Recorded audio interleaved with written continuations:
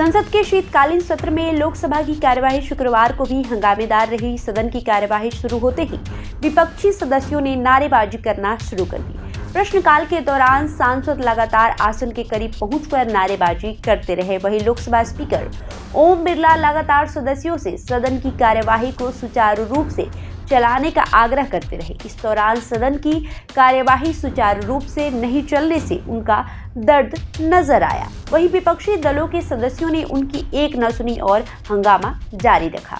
इसके बाद सदन की कार्यवाही को दोपहर तक के लिए स्थगित कर दिया गया था।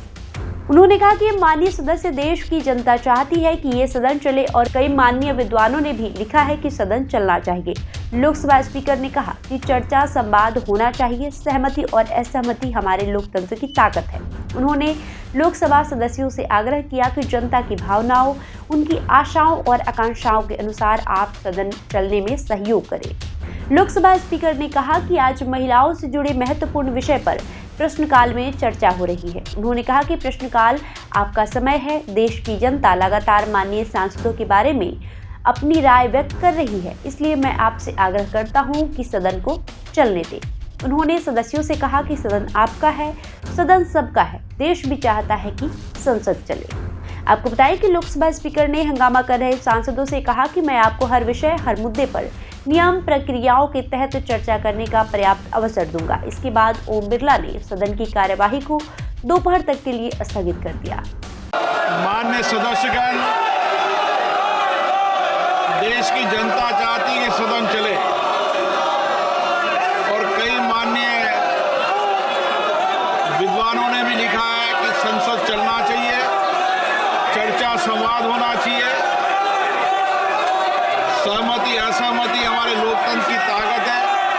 मैं आपसे आग्रह करता हूं, जनता की भावनाओं और उनकी आशाओं आकांक्षाओं के अनुसार आप सदन चलने में सहयोग करें। आज महत्वपूर्ण विषय स्वास्थ्य और महिलाओं पर प्रश्नकाल में चर्चा हो रही है। प्रश्नकाल आपका समय है। मैं आपसे आग्रह करता हूं कि प्रश्नकाल आपका समय है और देश की जनता लगातार माननीय सांसदों के बारे में, संसद के बारे में, अपने बारे में चिंता व्यक्त कर रही है। इसलिए मैं आपसे आग्रह करता हूं कि सदन चलाने दें। सदन आपका है, सदन सबका है। देश भी चाहता है संसद चले।